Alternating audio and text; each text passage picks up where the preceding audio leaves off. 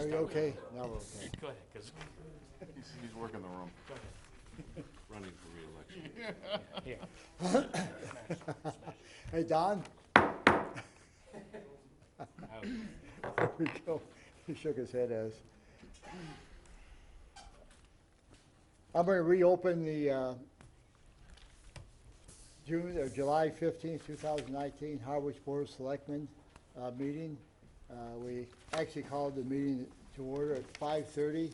We went into executive session to discuss the current status of numerous litigation issues in front of the town, or ones that we have interest in. And also we discussed the union contract with the police, which we are going to hold for a few days to ask for and obtain some more information. And so we'll bring that back probably in a meeting in a few days. So I'll read this statement. As required by open meeting law, you are hereby informed that the town will be video and holotaping as well as broadcasting this public meeting. In addition, anyone in the audience who plans to video or audio tape this meeting must notify the chairman prior to the start of the meeting. If there's no interest in that, we'll move on then to the Pledge of Allegiance, if you will.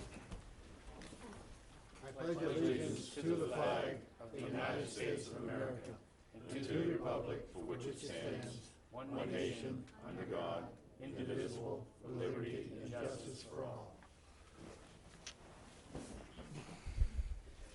Move first to weekly briefing. Mr. Hooper. Thank you, Mr. Chair. Link Hooper, DPW Director.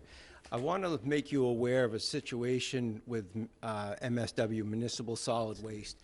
We are having difficulties getting rid of our solid waste, as is just about everybody in the Commonwealth of Massachusetts. We've been curtailed on how much waste we can deliver under our contract. Therefore, we have been turning away commercial haulers.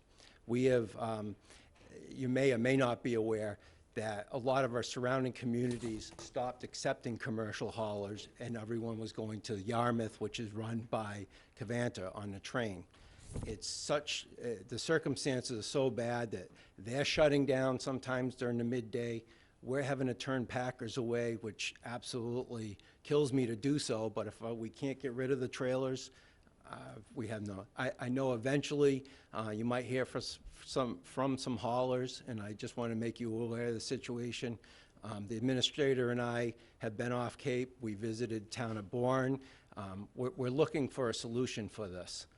So we are actively looking, but so isn't everybody else in the state. The Commonwealth has a real bad problem in that they've put a prohibition on any new incinerator capacity with their master plan 20 years ago, thinking that some landfills would be built. During that time, there have been 0 landfills built and a lot of closing. So when plants used to go down, all these waste-to-energy plants are now 20, 30 plus years old and are failing at higher rates. It used to not be a big deal because you could just divert the waste to a landfill. There's no more homes for this stuff. We're doing what we can. Our #1 priority is take care of the residents of Harwich, and then we take what we can from the commercial haulers. Okay. Ed? Yeah, and not only just getting rid of the waste is the whole infrastructure is starting to fall apart statewide, but the dealing with our recycling is also, the infrastructure has fallen apart and the state needs to step up in both those areas. Because you know, they require we be responsible for it, but they control what options we have. That's an excellent point.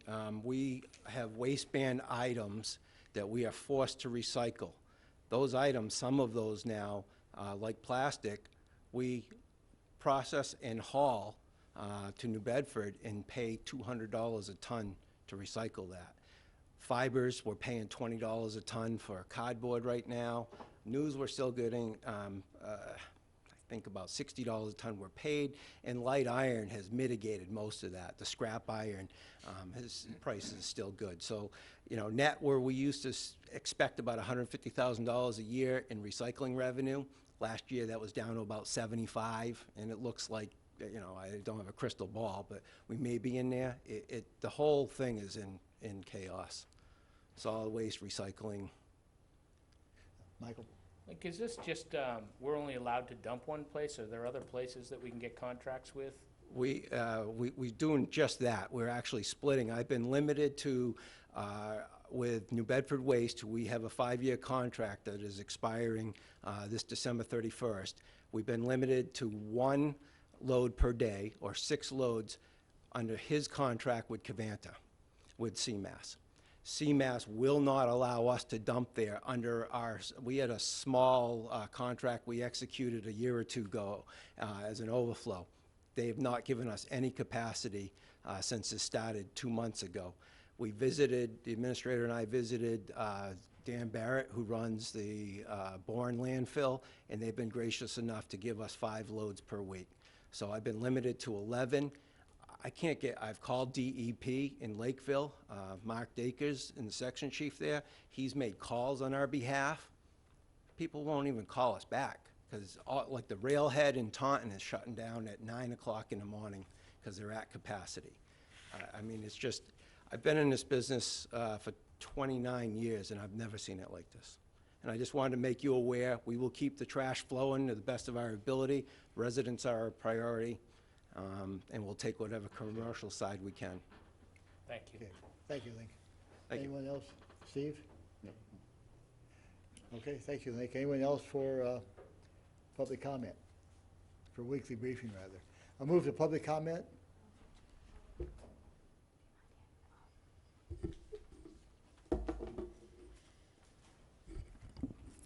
Good evening, gentlemen. Carol Marie Anderson, 18 Tupelo Drive. I just first wanted to mention to Town Administrator Christopher Clark, thank you for meeting with me on the untimely death of my father under suspicious circumstances. And you had promised back in early February that we would meet and that we would discuss what we discussed, and it would be private instead of a town meeting, and we did do that. But you also mentioned that you would be talking and in contact with the chief of police and other entities, I think one of them being Elder Services for sure. And you have not gotten back to me as you had promised you would get right back in touch with me. So I just wanted to preface the meeting with that. I am in danger now of losing my mother to the same siblings circumstance, no names mentioned. I would like an investigation to be taking place and not have me removed unlawfully for the second time from my own residence. So that did happen a week ago. So I know about solid waste. It sounds like it's a big, big problem, but I've turned to prayer. That's the only thing that's getting me through. Maybe you should turn to prayer for your solid waste management problem, but at the same time add me to the prayer, because I'm fighting for my mom, and I'm not going away. I'm putting my foot down here. I'm not going to lose 2 parents unjustly with the police knowledge in 7 months. And we're sorry about that. I'm not sure this is a matter for the board to deal directly with. That's what you said last time, Larry, but Chris didn't call me back. He didn't email me Well, back. Let me give Chris a chance to Thank you. respond. I appreciate it. Yeah, Mr. Chairman, it's been a while, so I do remember having a meeting. I do remember having consultation with Council on Aging and the Police Department. Everyone was aware of the situation, so I don't remember a specific follow-up that I was supposed to do in regards to that. The parties that needed to know, police and Elder Affairs, both well knew about the situation with the parents. And I'm not going to do a debate or anything, Mr. Chairman. And that's not the forum for that. Linger, that I didn't. A reassuring call or a reassuring email. So my phone line has been cut. It's definitely wrongful eviction, and I'll be in touch with you, Mr. Clark, again privately. Thank you. And that's the most we can do. I'll encourage Chris to follow up, and he's agreed to do that. And pray, Larry. I'll be praying for the solid waste management if you'll pray for my mother and me. Thank you. Duncan. Good evening, Duncan Berry, 37 Route 28 in West Harwich. Just a quick, a little bit of information. On Sunday at 2 o'clock, I'll be giving a lecture on the captains of Captain's Row over at the Harwich Historical Society in the room where we have the full exhibition of all the great homes of Captain's Row. So I'd love to see anybody in the Board of Selectmen, if you want to find out what we're all talking about. It's all over the walls, and I'll give a good, 45-minute deep dive in some of the great characters that, from Squanto to Woodrow Wilson. Second thing is, on the following Sunday, the 28th, I'll be giving a walking tour of Captain's Row. 2 o'clock, meeting at the West Harwich Baptist Church. Love to see you all there. Thanks. Thank you. Michael? If possible, maybe we could post this as a meeting, since I assume I'm gonna go. Yeah, I don't know how, if a good we're idea. gonna have 3 board members, we should post it. Yeah. Okay. Don? Are there gonna be 3 board members? who are Yeah, gonna post? I plan on going. I plan on. Okay, I'll post that. Don? Thank you, Mr. Chair. Likewise, I think we're going to want to post for this. The Cape Verdean Third Annual Festival is at Brooks Park this coming Saturday from 10 a.m. to 6 p.m. I believe Ed and Steve already said they were going to go, so. And I know I'll probably make it. Okay, so if we could post for We'll that. post that. I think it's great we're It's a celebrating great this. time. It's The great to get Captain's together Row to was celebrate this. 2 o'clock at what time? 2 o'clock where? Historical. Harwich Historical Society, Brooks Academy. Thank you. And that's, And then the walking tour is at 2 p.m. in front of the West Harwich Baptist Church. 45 minutes max. Okay, thank you. Just so the posting, we'll get that information in there. Anyone else for public comment? Ed? Just- No. Just a couple of comments.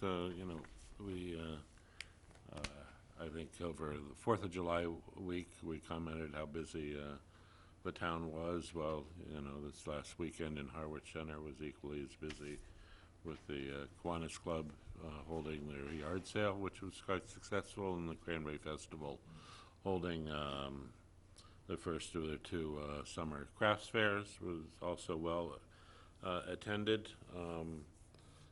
One of the other things that went on at Baldwin Centennial Field was a Little League tournament, and I'd just like to read something that one of the folks involved with the Little League gave me about what's gone on in Harwich Little League this year, or over the last couple of years. Monomoy Little League 12-year-olds, coached by Jay Christofalski and Mark Hughes, have won the Monomoy Little League Championship the last 3 years and have put together an all-star team the last 4 years that has gone on to win 8 tournaments, including the Monomoy and Bourne tournament twice, Braintree, Barnstable, Plainville, and D. White tournaments most recently.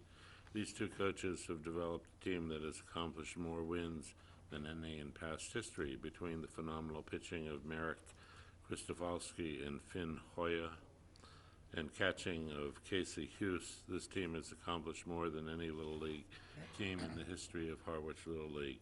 And they aren't done yet. They have a few more tournaments to go till the season is over. This team and its coaching staff put Harwich on the map, and they make people aware that there is good baseball being played here. Unfortunately, they're all turning 12 now, so the coaches are moving on. Unfortunately, Jay is moving on to DY because his youngest son has been recruited by the DY Little League. I didn't realize that we had recruiting agents in the Little League field, but apparently we do. But it speaks well for the support the community has and some very talented people that have been involved in running our Little League program here in town. Thank you, Ed. Chris? I just wanted to, in the office, we received a resident that had got a hold of an email that they forwarded to us, and it appears like it was the town of Harwich seeking for a GoFundMe campaign for a child who was ill and receiving treatments out in Oregon. We don't do that. We can't sponsor any of that. So the material that was provided was done in a fraudulent manner to make it sound like it's a town of Harwich effort. So my prayers and wishes go obviously to the child, but, you know, they can't use our logo, and this is not a town-sponsored activity. I just thought it'd be important to have that at earlier part of the meeting in case people are watching. Okay. Thank you, Chris. Anyone else for public comment? If not, we'll move to the consent agenda. Can we hold E, We can. just to, We hold, E to after that item? sure. Approve the recommendation of the Assistant Town Administrator regarding a petition by Eversource Energy to install 10-plus feet of cable conduit under the public road in Bank Street to provide service to customer at 78 Bank Street. Approve the recommendation of the Assistant Town Administrator regarding a petition by Eversource Energy to install one new FO midspan pole labeled 515/5.5 on the side of the public road in Mary Beth Lane, Harwich. Accept the resignation of Catherine Green as Real Estate and Open Space Committee representation to the Community Preservation Committee effective 7/1/19. Accept the resignation of James Hartley from the Harwich Youth Counselor Advisory Board effective 7/1/19. I'll second that. Any discussion? Michael? Just real quick, I'd like to publicly thank Catherine Green for her time on the Real Estate and Open Space Committee. She's done an outstanding job, and other members of that committee are very upset that she's leaving because of what a great job she did. So 8 years on that committee, she did an outstanding job. And then second, I wanted to thank James Hartley. I believe he was on that committee for 16 years and surely made an impact in the school and did an outstanding job on that committee. Hey, Don? Yeah, I never want to miss a teaching moment, Mr. Chair. The way that Catherine did her resignation is the way it's supposed to happen. So just for everybody's edification, when you get appointed, it comes in front of the subcommittee, then it gets recommended to the Board of Selectmen. If that gets voted, it goes to the Selectmen's office, then a letter goes out, and then they have to get sworn in by the town clerk. Likewise, when you resign, you have to resign to the last place you left, which was the affirmation when you got sworn in. So you have to resign to the town clerk in writing, and it goes in reverse order. And she did that exactly right, but I just want to make sure that everybody knows, because some people recently have been trying to do it by email. I could create an email account for virtually anybody in Gmail. So we need your signature, and we need it to go to the right place. Yeah. Okay, thank you, Don. Any other discussion? If not, all in favor? Aye. Approved, 5-0. Don, will, your Yeah, comment the on reason E? I asked for this to be pulled is because all of a sudden, the consent agenda no longer has the list of names and the expiration dates. So it is in the packet, but in the future, we really need to have it on the agenda because that's what actually is posted. With that, I'd like to move that we make appointments, full appointments as follows. Janet Cassidy to the Brooks Academy Museum Commission with a term to expire 6/30/21. Francis Rich to the Harwich Port Noise Containment Committee with a term to expire 12/31/20. Megan Yaps to the Harwich Port Noise Containment Committee with a term to expire 12/31/20. Robert Cohn to the Harwich Port Noise Containment Committee with a full appointment to expire 12/31/20. Dinah Dinah. Lane, Harwich Cultural Council, with a term to expire 6/30/22. And Walter Mason to the Harwich Point Noise Containment Committee with an appointment to end 12/31/20. Again, they're all full appointments. Second. Any discussion? And we, on the noise committee, we still have, No, he's I being didn't held. count these up. These are 6, we have one more? We have we have 5. 5, so we have 2. 2 more, but we have enough now for a quorum so have they a can quorum. start their meetings. And we need to pick up, We still need to do we more need to interviews. pick up some business We have more interviews outside this of that. Okay, fantastic. Did you have another, Michael, another comment? No, that was it. Okay. All in favor? Aye. Thank you. Moving then to new business, fiscal year 2020 reserve fund transfer request, labor support for the office of $10,000.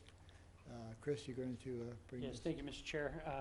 We do have, some folks are aware that in the office, we have a individual that's been working here for a long time that has some medical issues and has been out. We have our other primary secretary, Sandy Robinson, is going to be retiring at the beginning of August. In order to give my secretary the opportunity to get healthy, I thought that it would make some sense to bring in some relief. We have Patty McCura is the Sandy replacement, if you would, so we have her ready to go and be up and operational. But as I found out fairly recently, I think the other employee is going to need more time. So what this request was, and I did go last Thursday night to the Finance Committee, and they were amenable and did vote on their behalf the reserve fund transfer. I just wanted to make sure that the Board of Selectmen was comfortable. What this would do is to bring in somebody on a part-time basis for probably up to 90 days. It could be a little bit more, but we initially have 90 days to help out doing two things, the meeting minutes as well as office coverage. Any discussion? Go ahead, Michael. I certainly appreciate this, and I'm glad that you went to Finance Committee first. One thing that we haven't gotten is a plan, Chris. I do understand that the employee has been sick, longtime employee, and I think we need to do as much for her as possible. But I'd like to see, at least update the chair as to what's going to happen, because I believe it's been almost a year. About 9 months. Yeah, so 9 months. Been a long time. And I think that the board should, and I don't think it's a public discussion, but the board should at least understand what the plan is. If it's just 3 more months, but I have no idea, and I've been kind of waiting to get an idea of what you're doing or what we're doing and what we're paying, and I think there needs to be. That's good. We've talked about in general, but we don't have a definitive plan. Thank you, Michael. We'll follow up on that. Chris, just for me, I think last meeting I missed, the meeting before that, we talked about administrative support for taking minutes for us, for FinCom. And for the Finance Committee. Is this person be doing that too for finance?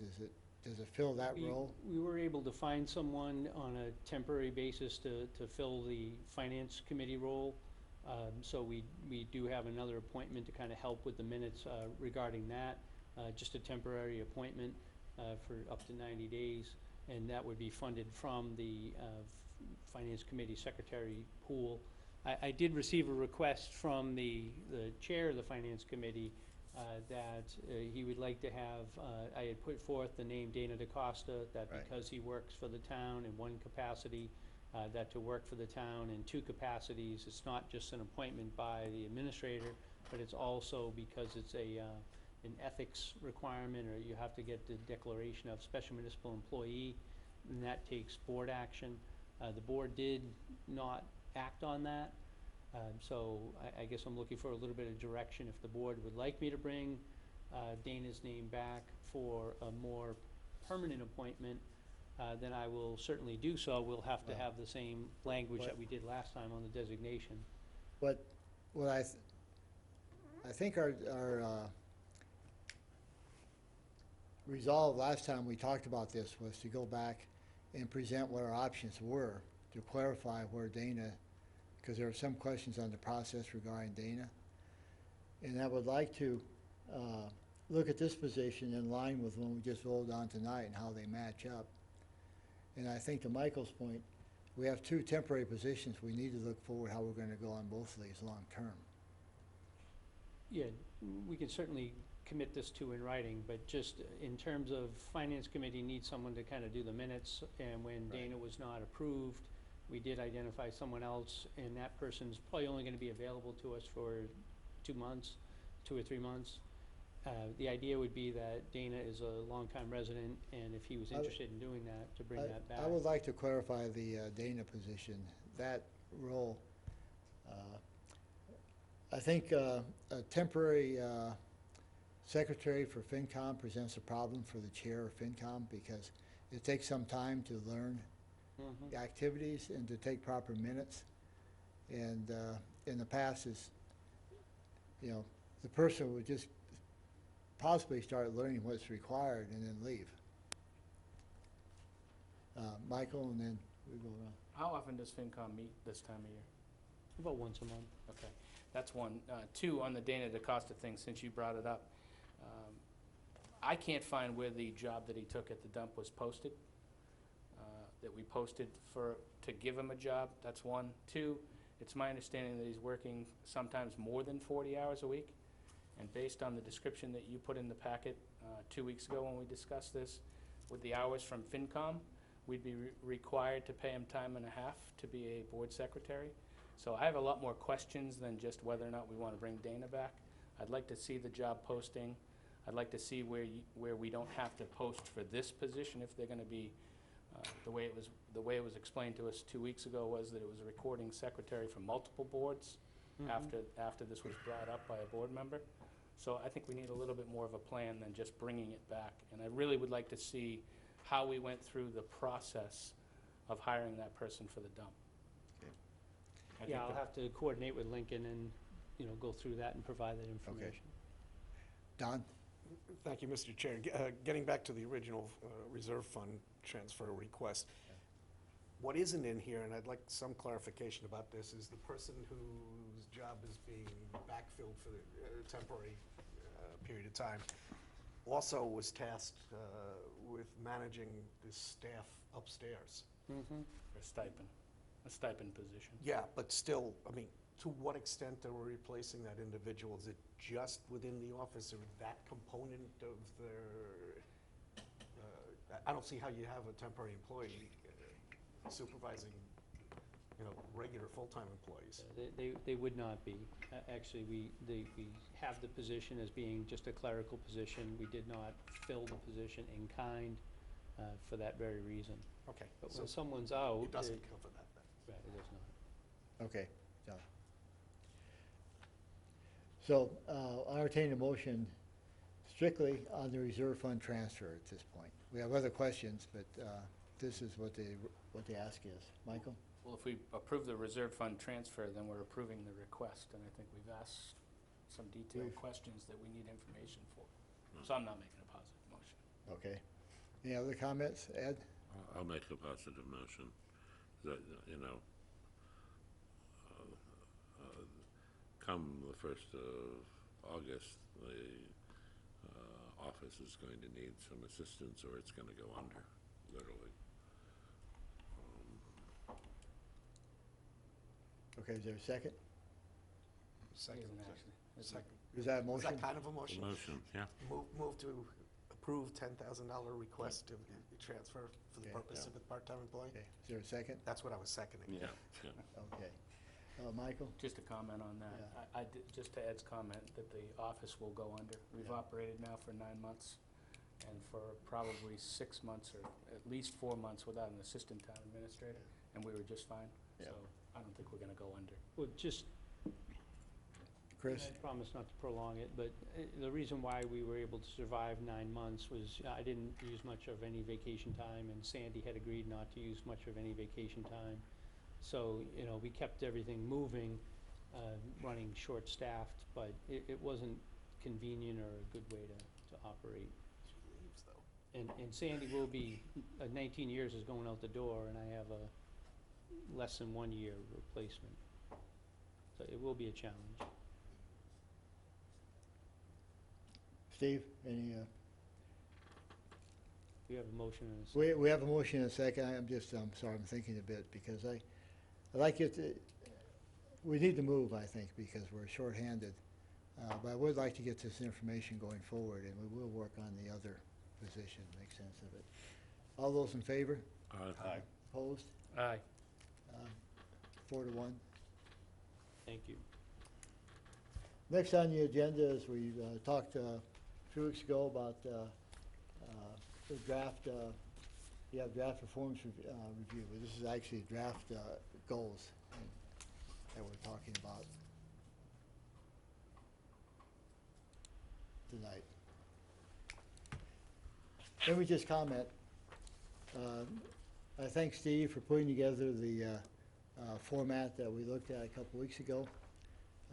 I've had some discussions, I think, with each of you on on moving forward. And when I looked at it, the goals that we're discussing actually have been pretty consistent through actually many years when I look back. The chore we have is how do we put in measures and accountabilities that move us forward? And with that in mind, I've looked at this in terms of what happened at the town meeting, the disparity we have in our performance reviews, and somewhat differently than on what we can do to strengthen what we, and I'll just read what some of the thoughts I had in mind putting this forward, is what can we do to strengthen accountability measures in areas where the town administrator has received most negative comments? Because if you look at what we've done in the past, we've kind of have ignored some of these negative comments. I want to be sure we strengthen the management activities, including delegation and communication. I know Chris has been, and by the way, I'm not trying to draw size up here. I want to be sure we're all working on this, going on the same direction. We need to strengthen budget transparency. That's probably the number one thing we talk about all the time. Do we have the justification for spending money that that's being presented of? And in general, I want to be sure that the objectives improve the town administrator's support of the Board of Selectmen.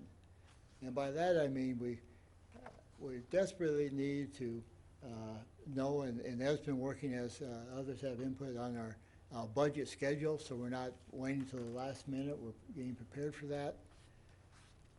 The objectives include aspects in that I want and will require that items be brought before the board with all of the information needed and required for us to make a reasoned debate and discussion.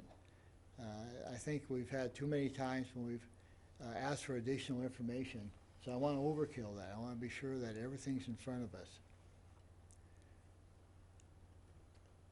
And in that regard, I'm suggesting that we concentrate on 6 major goals. Steve has some secondary goals that are important to us, but I want to concentrate on the major goals going forward. We can easily use these to transition to the performance using a guideline that Don gave me from a neighboring town of unsatisfactory 0 and so on up to 4 exceptional. And so what I've given you then is the document that Steve presented that I transferred to a Word document so I can make some of these. And I'll just read through some of these. And let me say that I'll email these to you and ask that you get back to me with additional comments.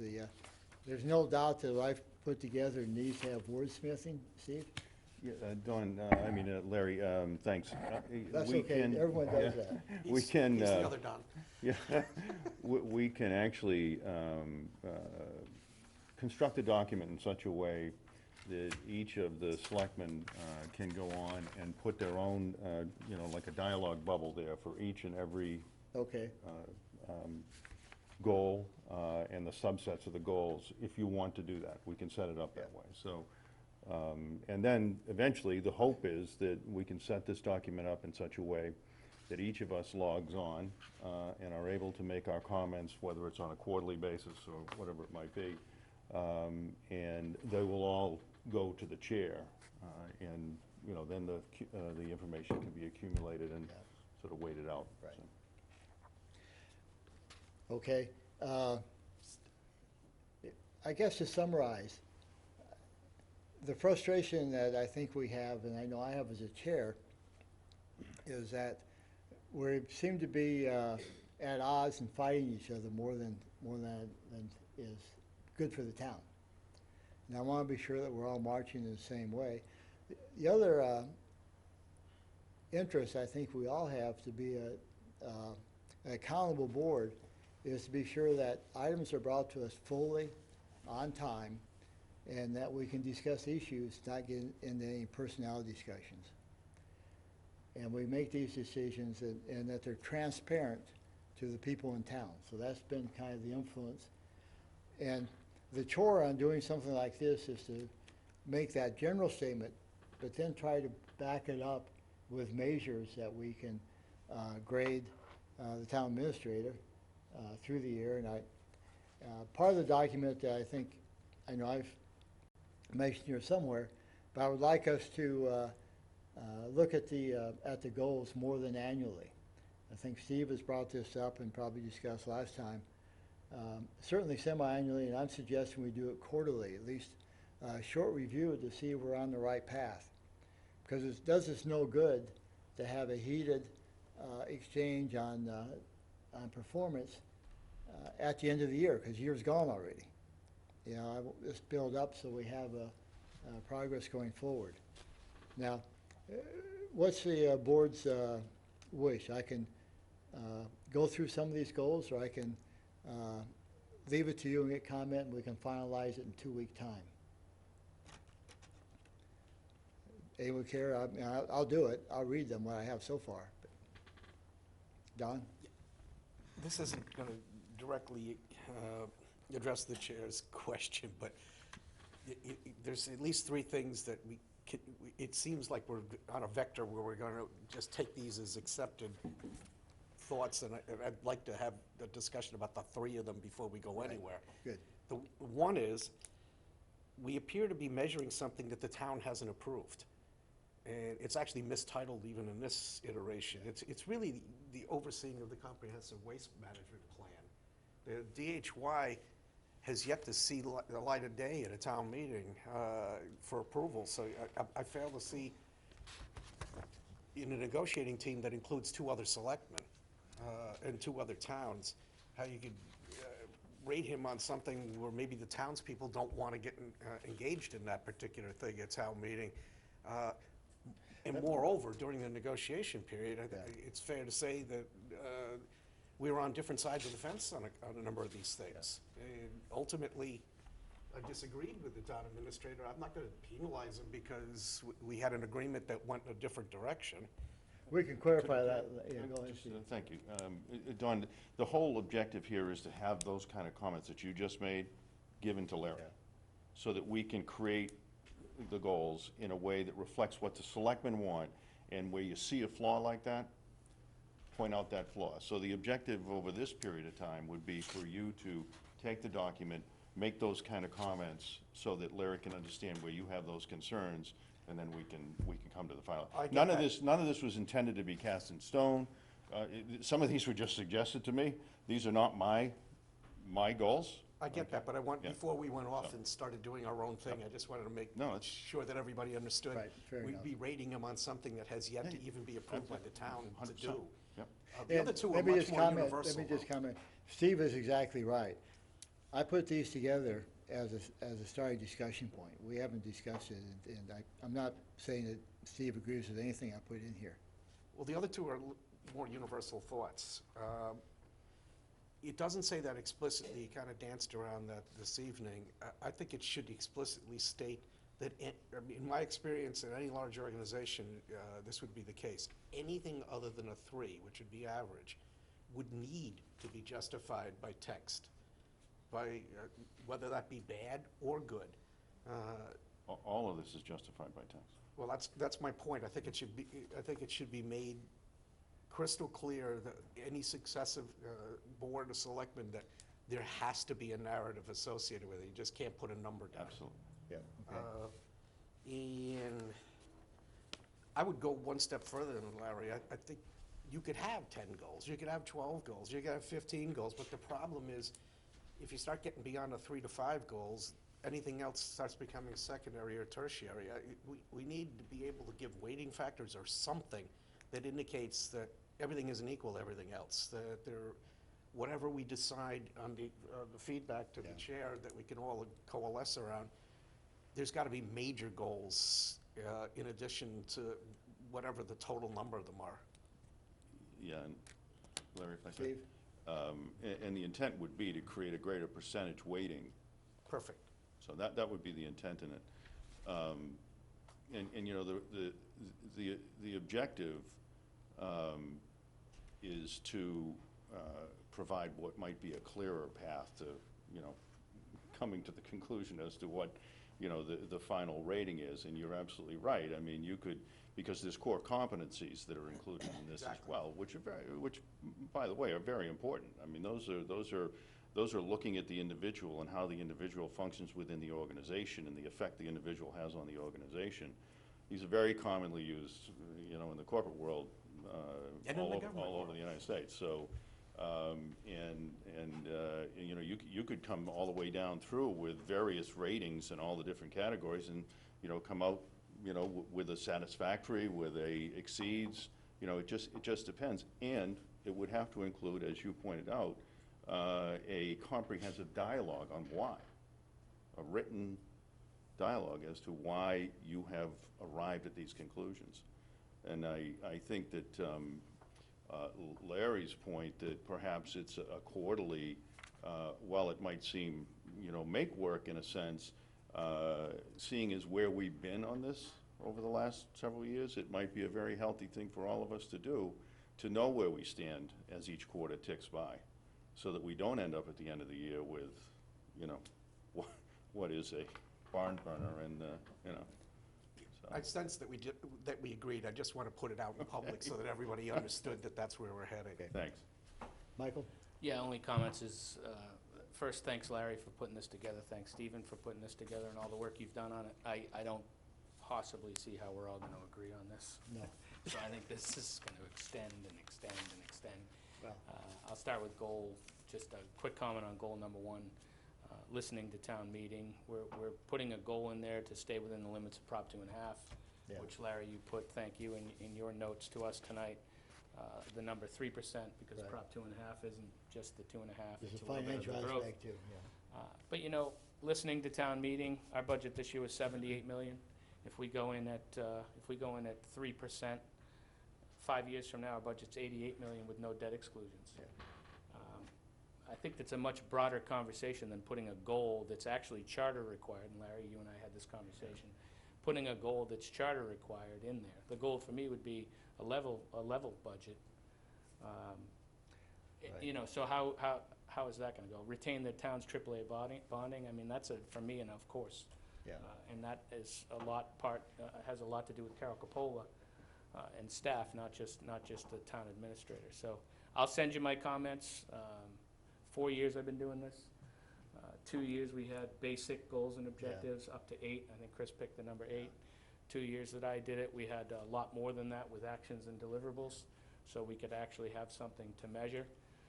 In 4 years, my comments in the town administrator's performance review have been a narrative, and we haven't come close to our goals and objectives. So best of luck, and I'll send you my comments. You raised the item that we're going to debate the most about. And, you know, good luck to us. It's going to be a big debate. Why don't, we'll leave it there, and Chris, you can send me yours. I would greatly appreciate you sending me goals in the next couple of days, so we have a chance to digest these. And again, the only thing I'm doing differently than maybe in the past is I'm trying to put more management-oriented goals and more Board of Selectmen support goals. Because I feel strongly that we need to be more comfortable in our discussions, that everything is, we're fully informed and we're on a timely basis. And so that's what some of these are coming out. And I appreciate any better wording that gets us to that point. We'll go with that. Just a comment Michael? on Stephen's suggestion about making the document so that we can type in. Yeah. As long as that only goes to you and is only viewed by you, I have no problem with that. And that's the intent, Mike. I think initially, you guys send me your goals because I want to get this done. And then going forward, I think Steve, you and I talked about putting it, so when we do the quarterly, we can do it automatically and look at it. Okay, we'll move on then. Next is new business at C, potential ratification vote of the Harwich Police Federation, Massachusetts. And as I said, we tabled, and we asked for additional information, and we expect to get information in shortly. And as soon as that happens, or as soon as I can plan on it, we've agreed as a board to have a special posted, open board meeting solely to discuss this union contract.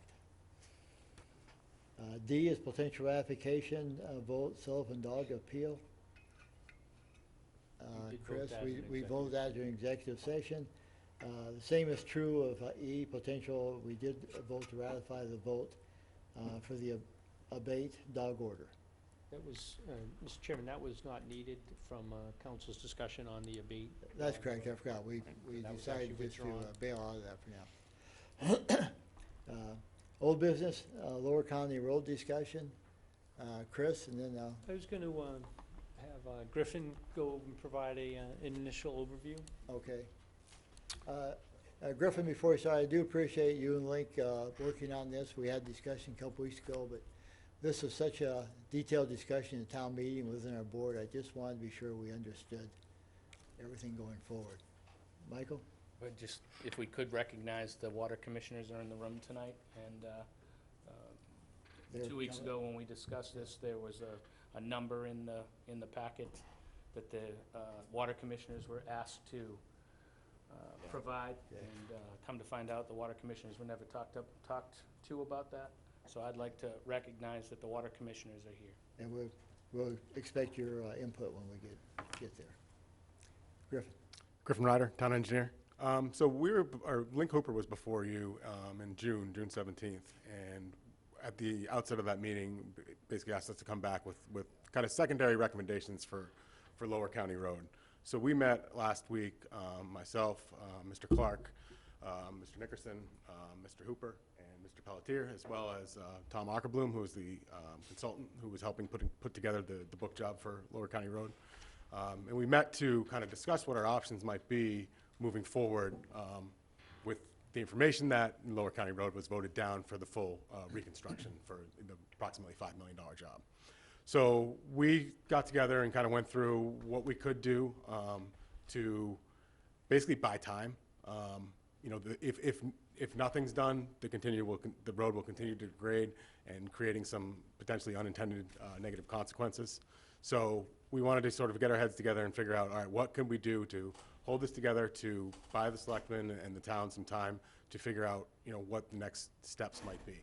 So, you know, from a pure engineering standpoint, the recommendations were what got voted down. So we kind of put our heads together and said, all right, what would be a secondary recommendation to extend the lifetime of the roadway to, again, buy us some time. So what we came up with is approximately a $350,000 budget to basically go in, do some permanent patching. You know, we've talked about the patches that are out there that were only temporarily patched. Some permanent patching, do some drainage improvements at 3 locations. These 3 locations are at Allen Harbor, Wacquasit Road, and Brooks Road. Then, following that, to do some crack sealing, to seal up all those cracks, get a tight roadway, and then coming in the next spring, we'd come back and do a chip seal surface treatment. What this does is it basically allows us to tighten up the roadway before winter, and the reason why that is important is if nothing's done and you have, you know, freeze-thaw cycles, and the, you know, the patches and the cracks out there are not fixed, you get water intrusion into the base course, and what happens then is you can have frost heaves, basically, you know, creating heaves into the pavement. You know, when the plows come in, the plows will rip up chunks of pavement, and that can become problematic during the winter because asphalt plants aren't open. So you open a pothole and you can't really repair it. So, you know, the idea was to come in this fall, get the road tightened up, so then a surface treatment of chip seal could be conducted in the spring. And what that would result in is it would basically allow us by about approximately 5 to 7 years of additional roadway life, and give us some time, or the town, the Board of Selectmen, some time to whether it would go back to town meeting, or a tip project could be evaluated, You know, the reason why that avenue hasn't been done as of yet is because of the impacts and property impacts that we know would have to happen, and we just didn't think that the townspeople would have the appetite to have those impacts in their front yard. That's essentially where we're at. Happy to answer any questions. Okay. Who wants to start? I know we had questions last time. Michael, you want to? Take a stab at it. It sounds great. Thank you for the detailed memo. The only comment I had was the comment on page 2 of the memo that talked about the reduced ride quality. Yes. You know, I can't help but comment that we just did, Town of Brewster just did Route 39. Yep. And driving from what the road is onto the chip seal part, I don't notice a difference. Yeah. And I don't think the average person would notice a difference. So 350,000 to prolong it 5 to 7 years sounds very reasonable to me. And that's a good parallel. That at the end of Freeman's Way and on Route 39 in Brewster, they did a chip seal treatment for those roadways. So if you want to see what it looks like or feel it, then you can go out and drive that area. Is that chip seal different than we've used in town a few years ago? I'll defer to Link on that. I know just my neighborhood, the last time it was done, everyone was knocking on my door complaining about the road, so. No. It's okay, I blamed you. The town of Brewster used a 20% chip seal. We normally use a 10% chip Okay. seal, rubber content, in all the neighborhoods. We have shied away from using them on main roads simply because of the ride quality issue, which goes away fairly certain. The 20% does give you a better ride. I'd like to let you know that those roads were in exponentially better condition than Lower County Road is now. So don't think that a 20% rubber is going to give you a ride quality akin to Route 39. It was a beautiful chip job. I have not seen a better chip job on Freeman's Way and Route 39, I don't think anywhere. They did a real bang-up job. But that will get, and what that does is that seals the road, like Ryder was saying. Mr. Ryder, I'm sorry. It seals the road, and it essentially keeps the water from getting into anything, and it gives you a new wear surface. Okay. And those generally last in the 5 to 7 year category. Michael? I'm not sure, the 10% versus 20% link, maybe we should be looking at 20% because, and I get what you're saying about the quality of the road. Freeman's was in pretty bad shape when they did Freeman's. I drove it while they were doing it and had all that coming up into my wheel wells. I drove it the next morning and every day after that since. And the next morning, it was completely smooth and it was a fine ride. And it's not, so I don't know what you're saying. And if you're saying that we should use 20% instead of 10%, maybe you should explore that. If we were to do the chip seal on Lower County Road, we would use the 20%. Thank you. Okay. Do you want to? I can answer any questions you have, absolutely. Okay. No, I think it's okay. I have no further questions. I think it's No, I 350,000 just- is great. I have a quite, yeah. Mine was an observation. After 2 years, the road's okay, but it took a couple of years. Who else, Don? Yeah, this is more of a, thank you, Mr. Chair. This is more of a general comment overall, and don't react until I finish. Part of what I see with this is an overriding thought of don't count your chickens until they're hatched. The road work that was done by the water department was actually a utilities job. And typically under the state, the water department would be accountable for putting the road back in the condition it was. Now, I gather that there was some assurance that don't worry about it because we're gonna get a new road surface, which makes sense if that, but not before a vote. If there's a lesson to be learned here is everybody should be planning on what they would normally do unless they get some notice from the townspeople that they're willing to bump it up to a better level and repave the whole roadway, because that's where this whole thing just started going sideways. I fail to see how you can go back after the fact when the utility thinks they're done and then say, oh, by the way, what we said about waiving that, we're not gonna do that, we want money from you. It's a hard exchange to make when you don't know for a fact that the townspeople are following you. So if I had a warning, it would be follow the regular procedure for any utilities, excavation and repair. And if something better happens, that would short circuit that so they don't have to do anything other than a temporary patch because you already have an approval, that would be fine. But that's where the wheels started leaving the track. Link? Mr. Chair, lesson learned, Selectman Hull. That was on me. I let them off the hook on a ride quality patch after the fact. The project, trying in to blame fact. anybody. No, I understand. But the project, I do not believe the water department would have been there absent this project.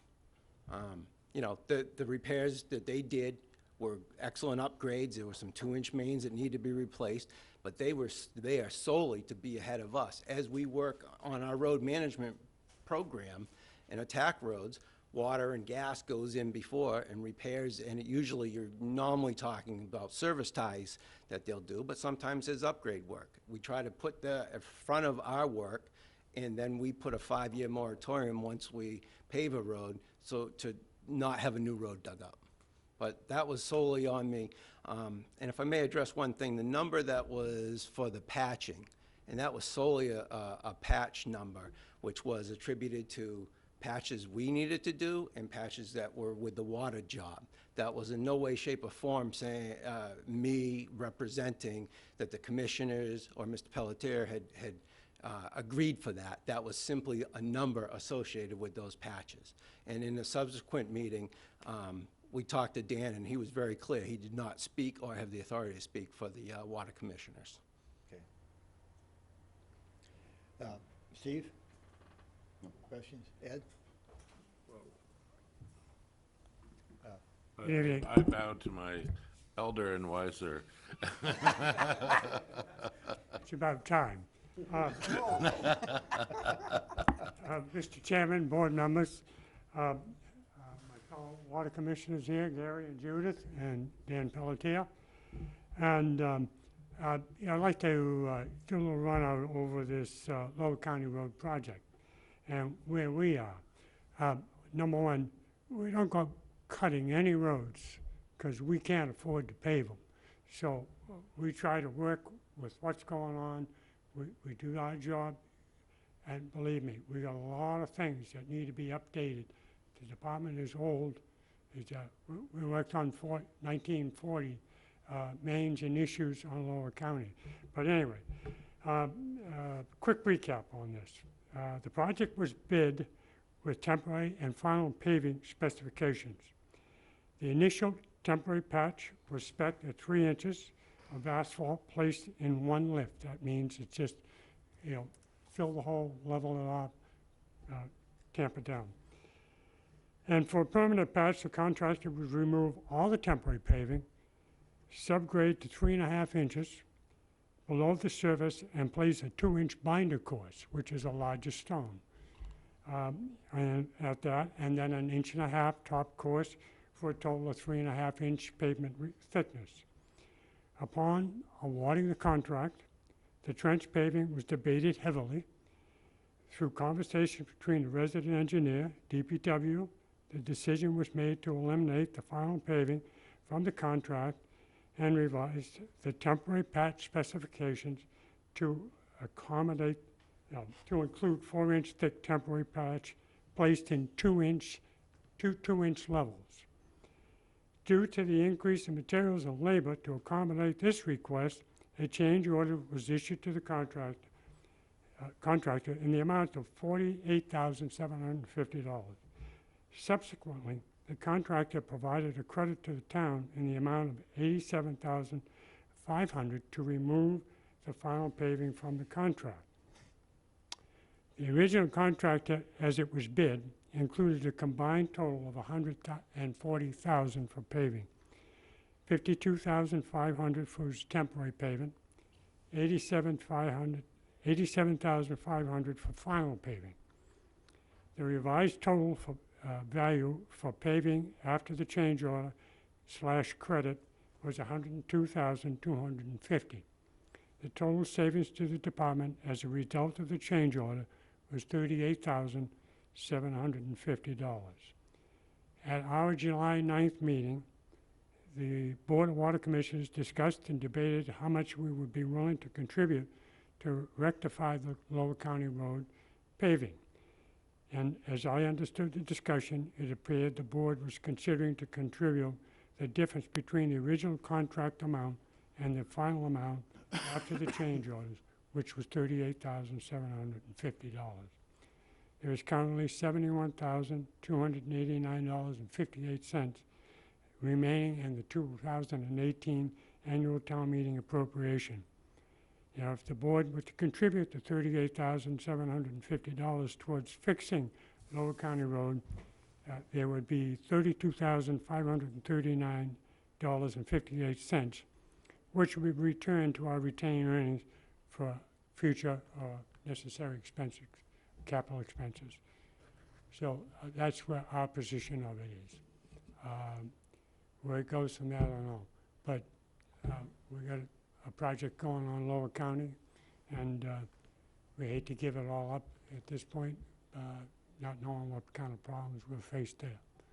So, and that's the gas company gonna do a final pave on us. Alan, you threw a lot of numbers out. Hmm? Bottom line is, how much is the water department spending, how much are we spending? We're offering up $38,750 towards this project. And the total price of the project was how much then? $350. $350. It's $350. Oh, I see. So going forward, you're offering that up? Yep. To help out? Yep. Okay, That's the best we can do for you. okay. Thank you. Any, It's a Any lesson well learned. pardon? A lesson well learned. Okay, any other discussion then? Yeah, Ed? So the project, the secondary project which we proposed is a project that will basically stabilize and minimize the amount of further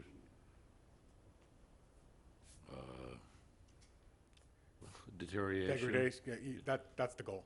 That's the goal.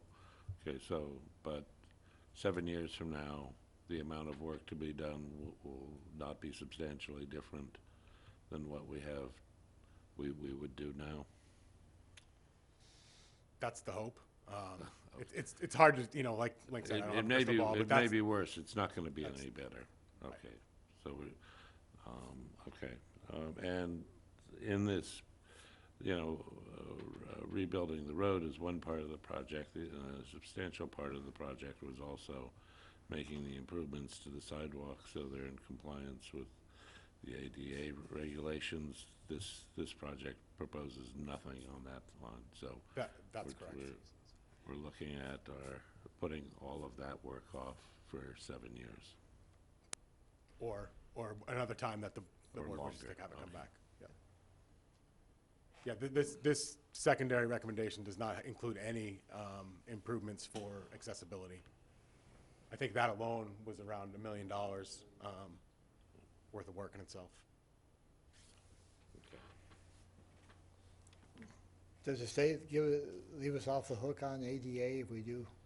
Do they consider this major road work or would I press think us on part of that? this recommendation is because it's fairly minimal work, we would not need to bring it up to ADA standards. If we want to go back, and we're not necessarily saying, don't go back with a similar project to what we had. We think that work needs to be done. We're just trying to give the board enough time in which to make that decision Okay. when it goes back.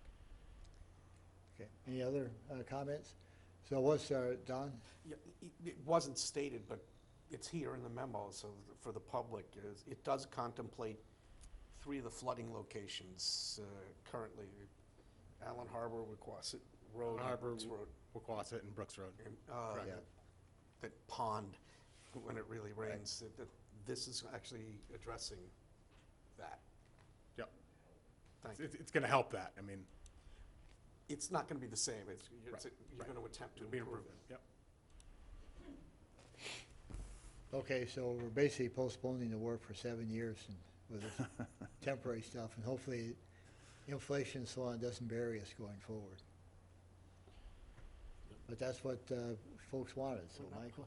I'd say instead of saying that we are postponing it for 7 years, years. We're postponing it and rehabbing the road for up to 7 Up to years. 7 years. They Town, could- town meeting or some other action could happen prior to that, but listening to town meeting, I think we're doing the responsible thing and not bringing it back a year later after they said no.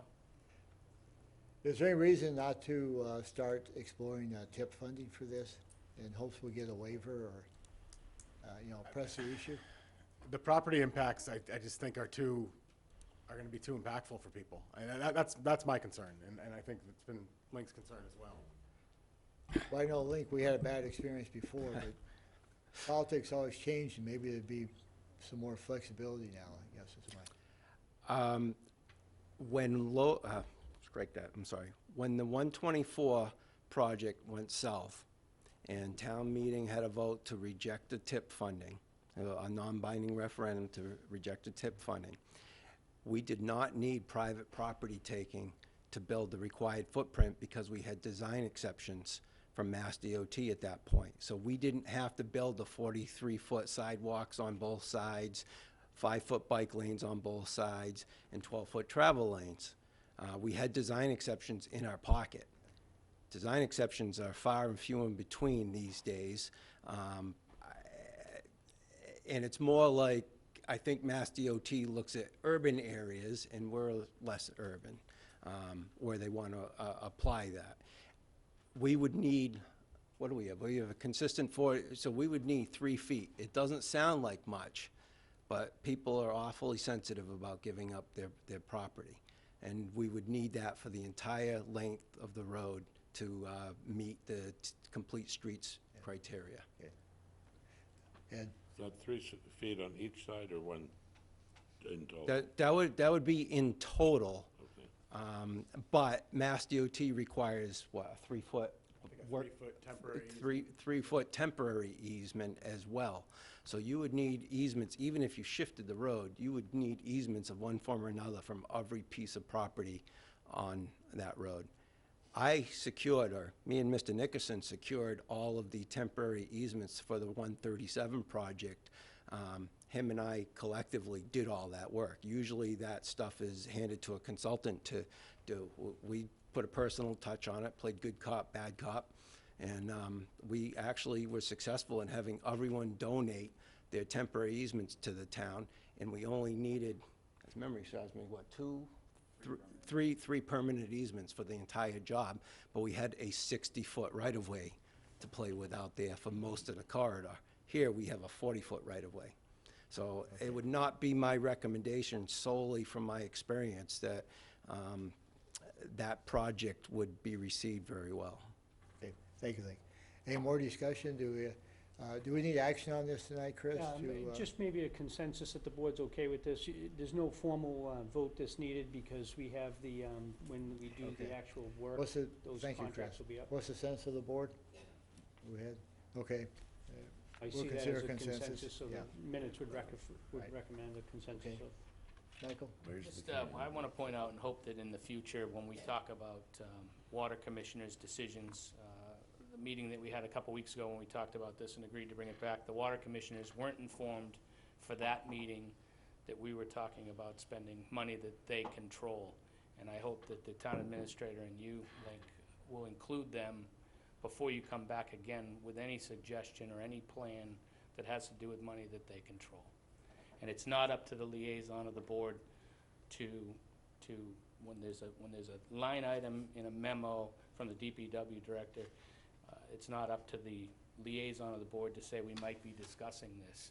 It would be up to the town administrator to let them know that it is on the agenda and that they had made a decision and there was a recommendation. But I assumed, which is a reasonable assumption, that because they control the money, that conversation had happened prior to our last meeting. Okay. Thank you. And with that, we'll move ahead then. Thank you, Griffin, Link, and Dan and Chris, and the rest of the water and Al. Larry, if I may, Mr. Chair. When we chip seal next year, rest assured you will hear about it. One, town meeting said, no, they didn't want this project. Public perception may be, we just went ahead and did it anyhow. I just want to appraise you of that situation, that the perception will be that we have done work that maybe the voters said no to. Thank you. Moving on then, the next item of old business is vote to approve the budget warrant timeline for fiscal year 2020. Don? Thank you, Mr. Chair. In general, I'm fine with it, but it's still missing the one thing that it asked for is, I'd like to have a specific date, while we still have the FinCom chair sitting in the back, that either February 1st or February 8th, we meet on the Saturday to go through the budgets of the departments early on. Yeah. Because it's hard to vote a final budget when you haven't even heard from the departments what it is that they were pitching. We do, No, it's there, but it's way late. we have it February 15th. It's still later than it should be. The budget gets presented to the board on February 3rd. And I'm suggesting that either February 1st or February 8th, You can't have a budget hearing before the budget gets presented. they're advocating what they've submitted and what they'd like to see in the budget. They're not advocating what the budget says. In large measure, this past year, they were pitching things that were enhancements. I think we're talking apples and oranges. Yeah, we are. What he's talking about is just having the department heads in, give them a chance to come in and present Similar to their the wishes. Saturday sessions We we've could, done. we could do that before we do the budget, because they're not directly linked. They're informational in preparation of the budget. Because we could say to a department head, now that we're hearing this rather than these other two priorities are something that the board would like to see funded. But we wouldn't know that until way later if we keep If, putting that off. if Don, if the rest of the board is okay with that, we'll need to bring it, and we can hold that contingent. We need to look at the calendar and see what date makes sense. Oh, Those are the two Saturdays before the school vacation. Okay. Ed? so when do you want the department heads to come in and do their presentation to the FinCom and the Board of Selectmen? Either the 1st or the 8th. Well, not a date, but do you want it before the TA presents the budget? Larry was actually exactly Or do you right about want that. it They are apples and Just oranges. after? They're apples and oranges, because one of them has to do with the budget that the town administrator is suggesting to the Board of Selectmen that he sees as a general mosaic of the whole government, and this is what I'm giving you. The other one is for the purposes of the department heads to come in and pitch their priorities individually, and we may find that we want a priority that one of them is pitching that the town administrator didn't reflect in his budget. But that should be earlier, so that we can have that discussion, because they're not the same thought. Chris? Yeah, I would really encourage, Mr. Chairman, that, if you want to go February 8th, I think that makes sense. But going before, now you have a department head that may be presenting something that usually we make almost $1 million worth of reductions. I mean, if $1 million worth of reductions gets added to a budget before it gets reduced by administration, how in God's green earth am I going to get to 3%? I mean, I don't understand the rationale. And in terms of department heads, I do encourage them to present and say what their needs are, so that way the community always understands what their needs are. But if you want to do it the week after, I don't have an issue with that. Don? Not to debate this, but the point is that the ultimate budget that goes to town meeting is not, I repeat, not the town administrator's budget. It is the Board of Selectmen's budget. So there's two separate moving pieces to this. And we could conceivably also say that we think that the department is getting too much, and we'd like to see something taken out of one rather than another. Okay. I think they work parallel to each other, but we'd be picking up a couple of weeks, is my thought, and ultimately it would allow us time to have this discussion. Michael? I hope that Chris is not assuming that he's going to have 3%. And then, to Don's point, the more meetings we have, the merrier. And the earlier we start, the better. Because if we heard town meeting this year, there's going to be a lot more people scrutinizing the budget and coming to the budget meetings. Several groups have already formed. and people want to know what's going on before we vote the budget. Okay, thank you. Steve? Don? I pretty much will maintain my stance that I see that as informational, and it can be run parallel to the other discussions. So, I don't see, Chris, where it would influence your budget message per se. It's getting, letting us all hear what the department's, view is. Just reading the charter, Mr. Chairman. The charter says the town administrator puts together the budget and presents it to the Board of Selectmen by the second Tuesday in February. Yeah. No later than. Right, no later than. Michael? Only other comment, we've talked about this in the past, and we talked about it the week you weren't here. It's March 2nd. No new information or changes will be added to the warrant after this date. The warrant doesn't go to the printer until the 1st. We have a legal opinion that states that it is our warrant, we can change it up until it goes to print, and we've had that conversation before. So I will vote no if that stays in there. We should have the option to change our budget, our warrant up until the day we go to print. Let me say, I've had some side discussions on that, and I think we can word, and I think Chris, you and I, and I think Ed as well, we may want to fine tune that to give us some, broadly speaking, we state it, but we can have some flexibility before it goes to printing. Let us work on the language on that, that allows that to If happen. you want to vote this tonight, we've got to work on the language now. Well, okay, how would you state it? I would take it out, because it's our warrant. We can change it if we want. We can add a timeline. Next week, we can bring this back and re-vote it with the Board of Selectmen. Every time it's in the agenda, we could change it. Any other comments on that?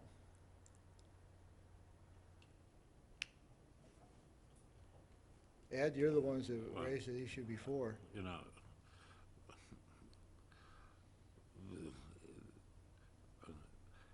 At a certain point, and I'm trying to find it here, we need to present the articles to the Finance Committee, and that's on February 17th. So we would present all the articles to the Finance Committee on the 17th, and then we keep on changing them after that. There needs to be a point where things are final.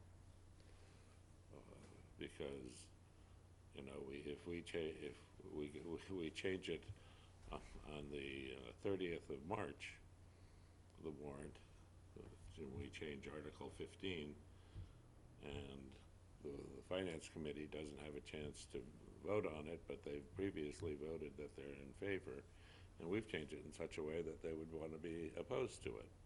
There needs to be a point where it's final, so you know what you're acting on.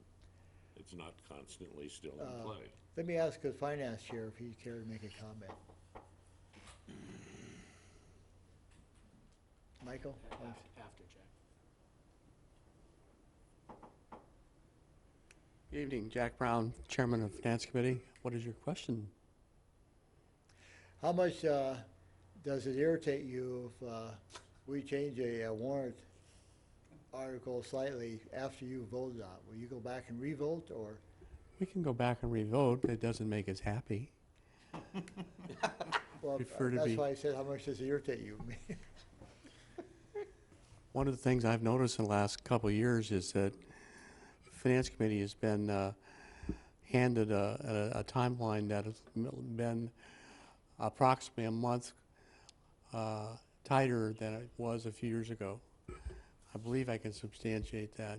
That's hard to handle sometimes. Yep. Okay. Right. Michael? In the 4 years I've been on the board, we've made very minor changes, and we have a reconciliation meeting with the Finance Committee at town meeting prior to it, and we can change it. No matter what, the drop dead date is April 1st. And if we're going to change something as drastic as changing the entire wording of an article and money, I would think that we would do that. I would hope that we would do that in time for them to be able to have a joint meeting or a discussion. But none of what Ed just said has happened in the 4 years that I've been on the board. Well, Okay. Ed and then Don? Part of, encouraging transparency is, granted, we can change things right up until the 6 o'clock meeting before town meeting. does not give you the greatest assurance that you're being transparent with the public if you're waiting until the last minute to make changes. Don?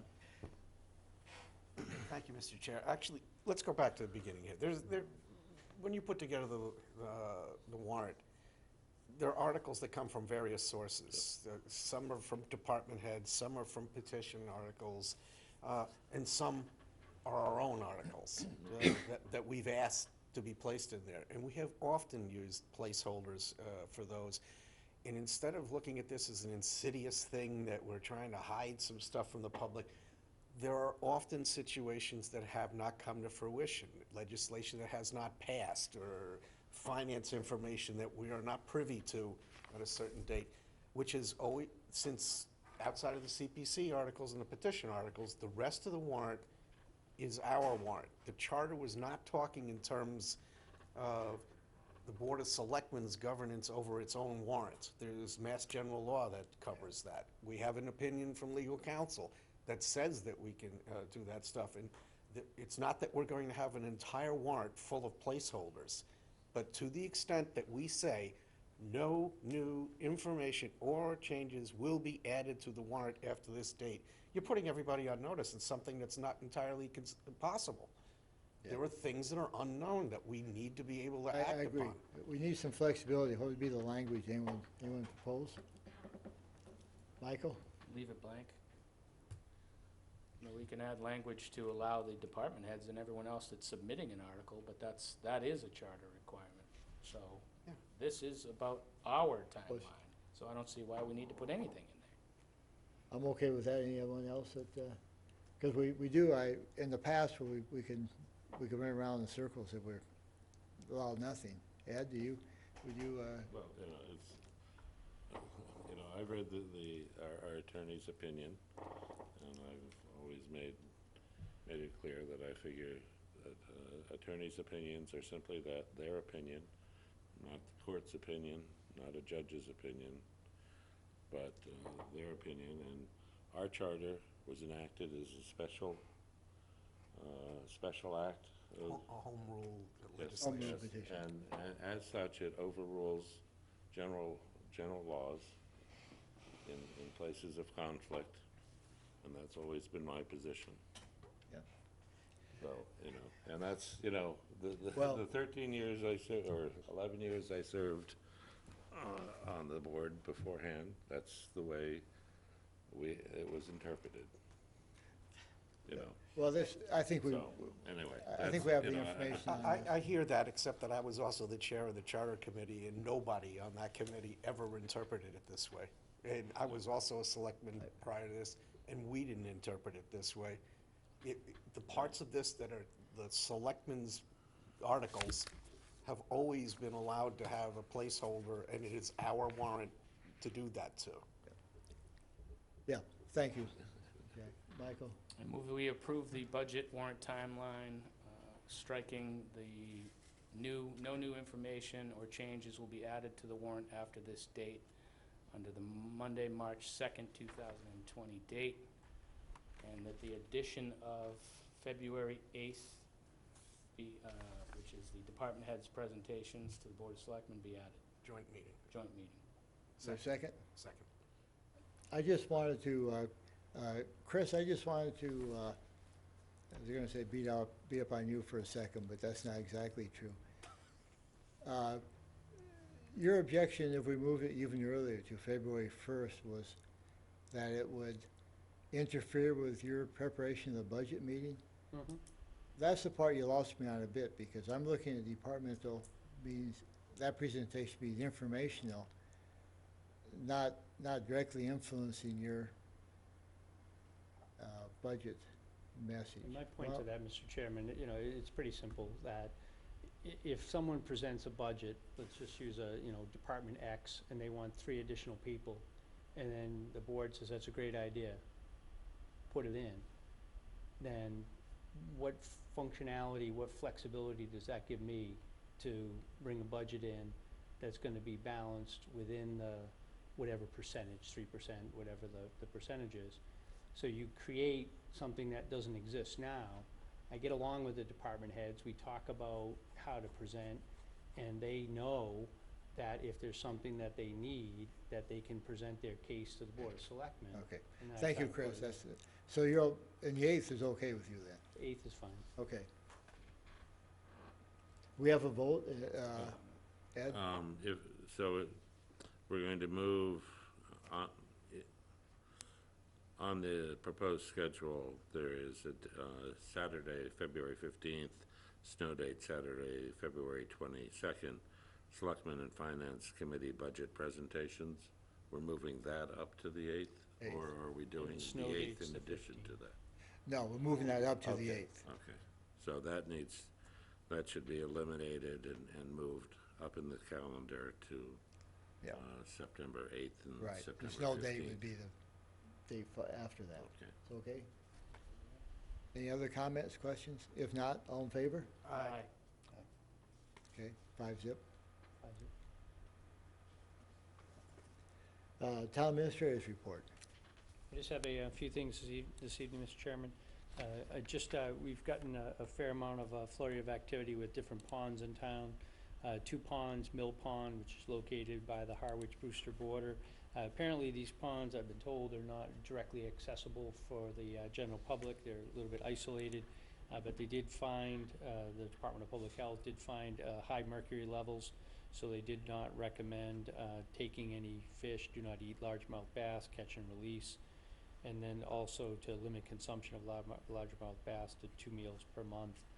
So that was issued by the Department of Public Health to Megan Eldridge, our health director. And then the same on White's Pond in Dennis, between Dennis and Harwich, in that border area. Same exact, the high levels of mercury, so children under 12, pregnant women, so on. Do not eat fish, catch and release, and all other people limit consumption of fish to 2 species per meal per month. The other, just on, I don't know, good news information, we did receive word today that Hinckley's Pond had a high bacterial level, algae level. It was not to the point where it was no longer swimmable, so we never issued a closure because it was not at a high enough level. We now have 2, I think over the span of a week, 2 reports that it came in below. So the advisory that was issued is off on Hinckley's Pond. I did also include in the packet a draft of the non-resident taxpayer meeting. So just wanted to inform folks that we have the ad in. I didn't get any additional feedback that the items we had were of any concern, so I did not make any adjustments. I'm actually just seeing if we have. And just for residents that may be interested, for non-resident taxpayer, it's August 12th at the Selectmen's meeting, so no earlier than 6:30. And the topics, basically 8 topics. Fire Station 2, an update on the construction, report of the harbor master on the Saquotucket Harbor project, kind of a after-action. Third is a report by the recreation director in regards to beaches. 4 is a report of the DPW director regarding beach trashes and roadway. Number 5 is Council on Aging, Emily Mitchell, Council on Aging director. I think we added that last year to let people know that our summer residents, that we do offer a fair range of services for folks that decide to make us a retirement destination. Channel 18, Jamie will do just another overview of how to view these meetings and other information from the town on the YouTube access. Wastewater issues, I thought it'd be a good opportunity to invite Charlie Sumner in to kind of go over that. Certainly I can speak to elements of that as well. And then Carol Capola to do an overall financial position of the town.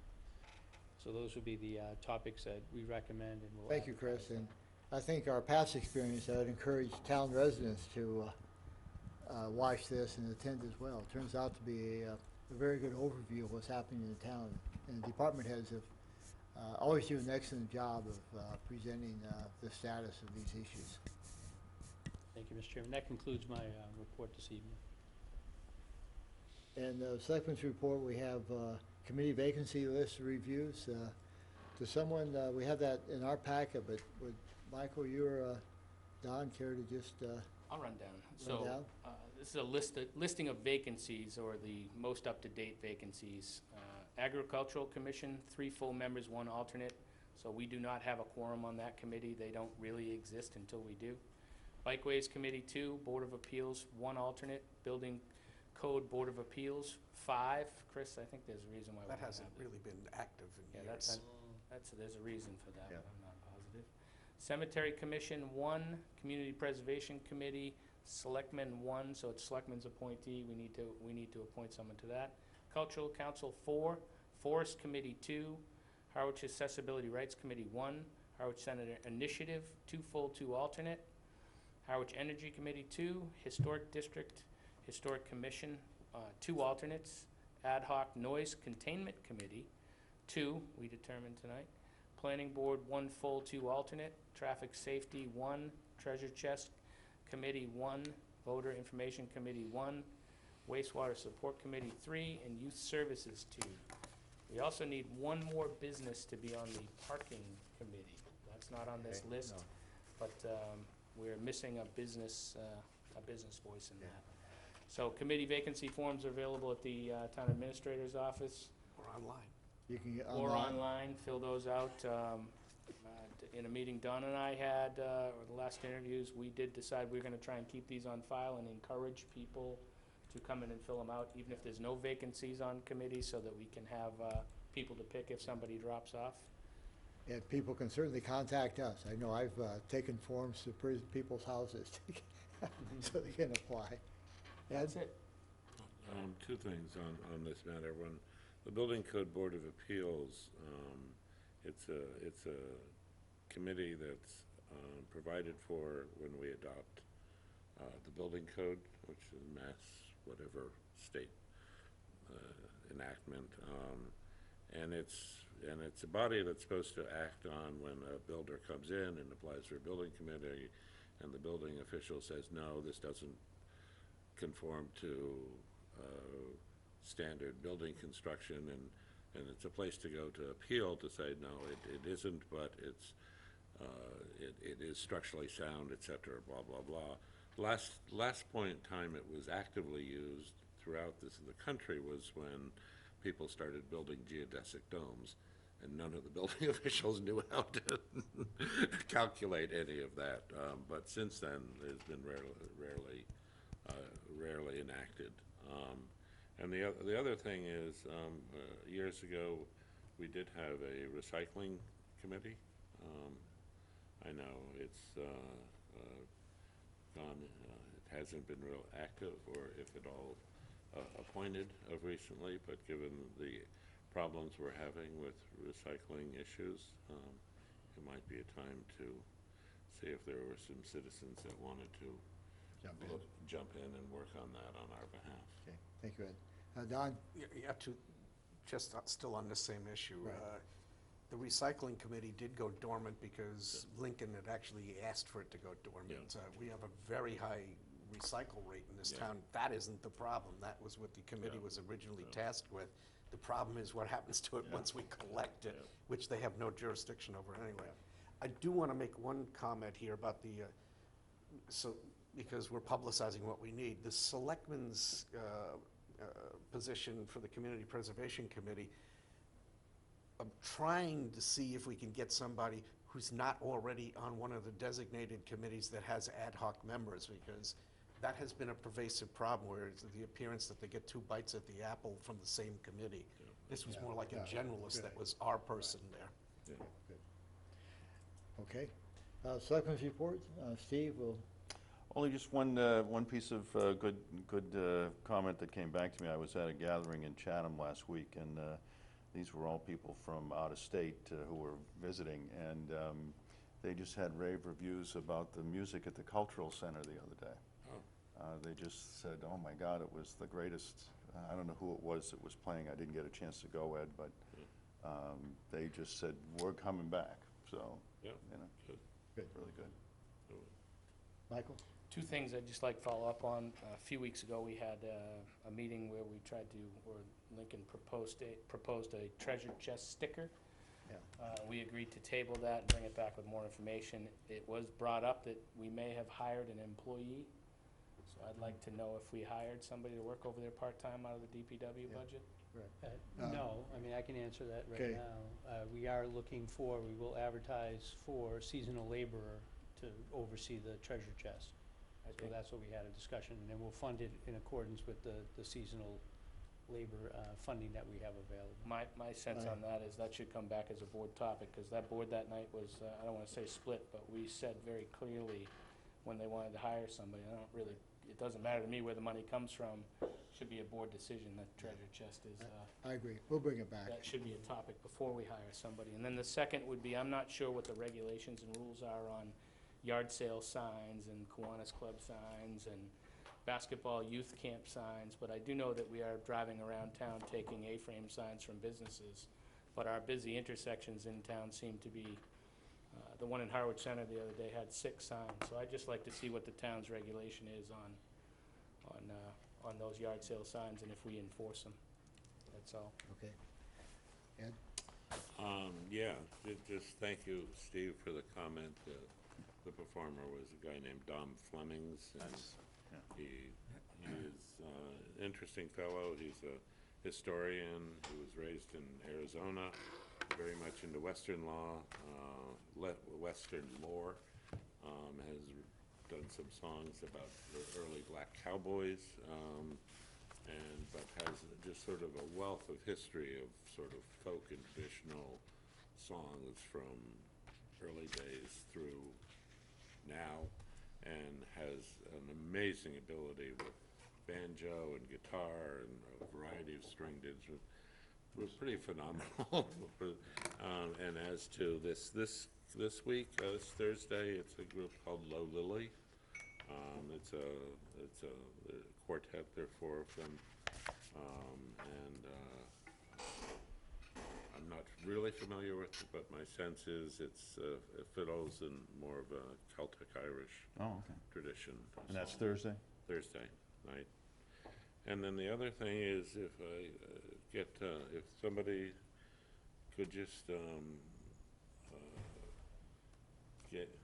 provide a brief report on what the sort of steps and requirements are on a town looking into doing looking at a DCPC nomination.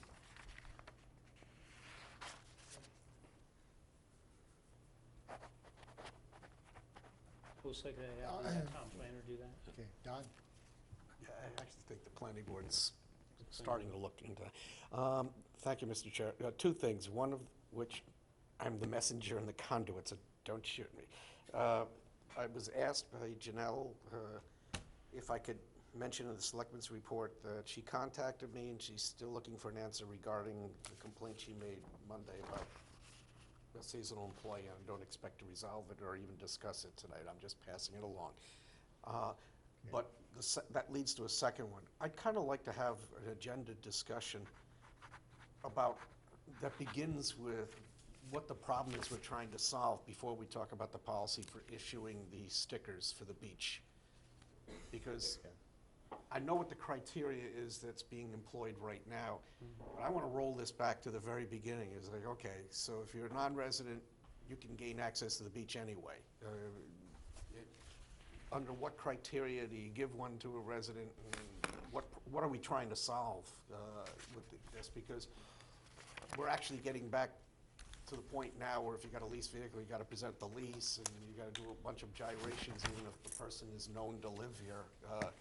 I'd like to have a discussion that actually starts at the beginning. What are we trying to accomplish, and what would be reasonable for us to see, given what it is we're trying to do? Mike? That's And it. just on that, the rec committee has, I did see an email, the rec committee is taking that up as well. Okay, but I mean, in general, I think it's a source of friction. It would be nice to figure out what it is that we're doing and why we're doing it. It would be. I'll direct- follow up with the, Okay. we'll follow up with the rec commission and ask them to go through it and then bring it to us so we can start that process. Thank you. That's it. My only comment very quickly is, I want to put on the agenda item, not emergency, but yeah, my concern is training of committee members. We do, I think, a good job of training on an open meeting law. We force them to do the test. But as far as I know, the only training that committee members get, with the possible exception of Conservation Commission, because they do attend annual meetings, is through mentoring and help of our very able department heads. But it'd be good to find a specific person to train on board health issues, for instance, bring up on regulations, planning issues. I've been searching a little bit, because you need to find specific expertise in each of those areas. Michael? We do have, we have had KP Law in before, and they did a class, and it was actually well attended, and we have asked for this recently. Right. But we also now have Joe Powers, Yeah. who has a great background in public meetings, so Yeah. maybe Joe could do something It- also. And it's, yeah, solid running meeting, but, and then specific training on the, what the function is. Don? Yeah, thank you, Mr. Chair. And But that's you and good I have had idea. that discussion. Actually, I've had this discussion with Michael and other boards going back 15 years. Personally, I think we should probably take a stab through the Appointments Committee that drafts something for us to look at ultimately, because the regulatory bodies, it strikes me, Board of Health also has access to a statewide organization, but they're administering various statutes that affects people's lives, and probably their biggest investment ever, their home. It's not unreasonable that during a 3-year arc of membership, that you require them to go, and I don't know what the number is, 10 hours, 20 hours, not just what the government says you have to do for the open meeting law, but the relevant statute that they administer, whether it's CONSCOM or Planning Board or ZBA. We've never actually, I'm grateful for people who volunteer, but we've never actually countered with, you're representing the town, and we would like that to be the most fully informed, intelligent, and well-meaning representation you could possibly present. If it's the chair's wish, I mean, I'd like to take a stab at trying to give some responsibility that's associated with the appointment to the regulatory bodies over the course of somebody's 3-year appointment. That'd be good. I'm suggesting as well, we talk to each department head Sure. and get a view of what the gaps are when they look at their committee members as Absolutely. they're trying to come on speed. And then we can look at specific I'm just saying we've never expertise. tackled it before formally. Yeah, I want to tackle formally this time. Okay. We'll move on that and bring it back. Motion to adjourn? Is there a Second. second?